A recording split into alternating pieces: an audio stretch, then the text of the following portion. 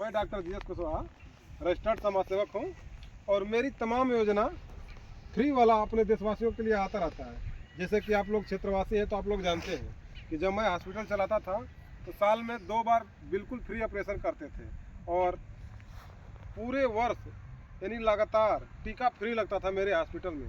यानी एक लटिया महोत्सव के बाद फ्री ऑपरेशन होता था जो 1 मंथ का कार्यक्रम चलता था और एक 15 अगस्त के बाद फ्री ऑपरेशन होता था जो 1 मंथ का कार्यक्रम चलता था।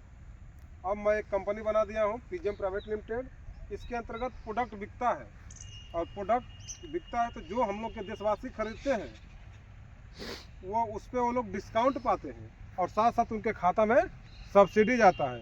यानी कि जैसे गैस भराने में सब्सिडी जाता था इसी तरह से अब हर प्रोडक्ट पे हर देशवासी अपने खाते में सब्सिडी ले सकता है, चाहे वो तेल खरीदे, साबुन खरीदे, सोप खरीदे, cosmetic, health care, personal care, animal care या आयुर्वेदिक प्रॉपर्टी ऑफ मेडिसिन या मशीन या क्लॉथ संबंधित यानी ईटीसी कोई भी प्रोडक्ट खरीदेगा तब डिस्काउंट के साथ सब्सिडी पाएगा। उसी के साथ साथ एक हम लोग इस 9 वर्ष 2026 में आज से एक योजना लॉन्च किए हुए हैं जिसके अंतर्गत हम लोग के देश में जो देशवासी पैसे के कमी से नहीं पढ़ पाते हैं, जो बच्चे ब्रिलियंट हैं, होनहार हैं, लेकिन अर्थव्यवस्था उनके फैमिली का सही नहीं होता है तो लोग नहीं पढ़ पाते हैं, अब पीजीएम प्राइवेट लिमिटेड कंपनी के माध्यम से वो लोग पढ़ पाएंगे। कमजोर बच्चे नहीं पढ़ रहे हैं क्या? हाँ? कमजोर बच्चे नहीं पढ़ सकते हैं? नहीं, कमजोर बच्चे इसलिए नहीं पढ़ पाएंगे, इसमें सिस्टम बना हुआ है क्योंकि डायरेक्ट सबको लिए हम लोग वैकेंसी खोल देंगे।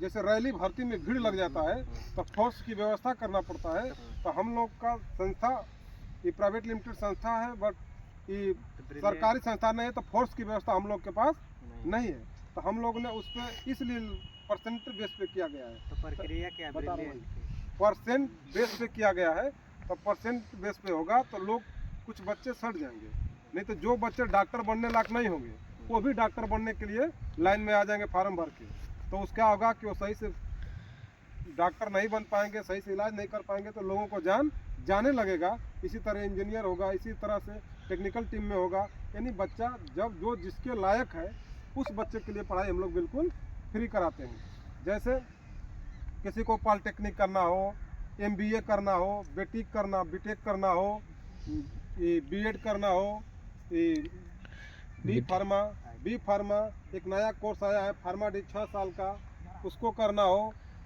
या एनएम, जीएनएम, बीएससी नर्सिंग, यानी कि नीट छोड़ के, यानी कि हम लोगों के देश में जो नीट के अंतर्गत कोर्स आता है उसको छोड़कर बाकी जो भी कोर्स है हम लोग के देश में, अब बच्चा हम लोग का देशवासी कोई करना चाहता है तो हम लोग कराते हैं बिल्कुल फ्री। इसका प्रक्रिया यह है कि जैसे आप लोगों को एक काउंसलिंग फीस लगेगी, काउंसलिंग फीस और फार्म भर के ऑफिस में जमा कर देंगे।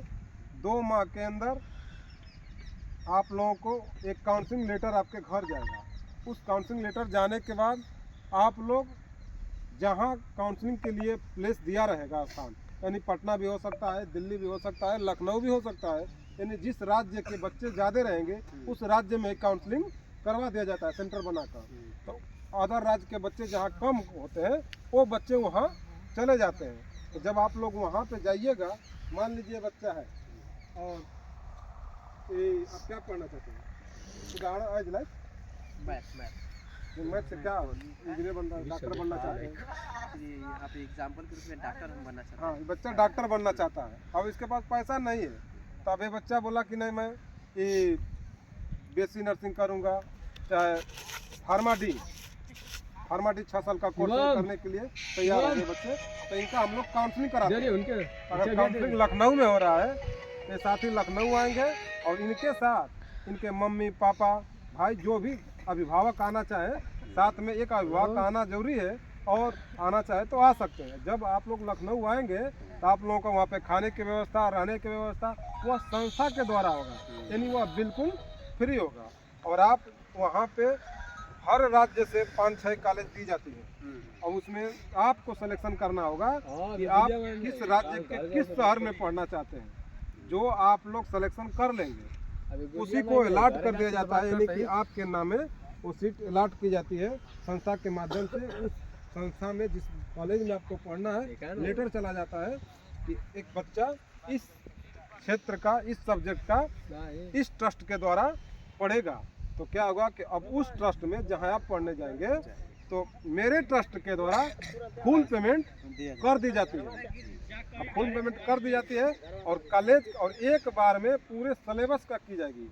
जैसे मैंने बोला था आपको कि आप फार्मा डी कर रहे हैं, तो फार्मा डी 6 साल का कोर्स है। अगर उसमें 8 से 10 लाख रुपया जो लगने वाला है, तो 8 से 10 लाख रुपया जो ट्रस्ट है वो एक ही बार में उस संस्था को पूरा 6 साल का दे देगा।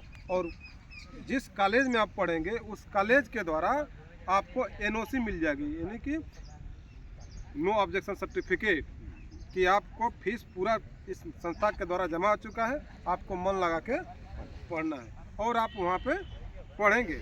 और जो मैंने बताया था कि अभी कैटेगरी क्या है पढ़ने की, कैसे सिलेक्शन किया जाता है, तो उसमें यह है कि काउंसलिंग प्रोसेस से होगा, तो आपको एग्ज़ाम देने की ज़रूरत नहीं है।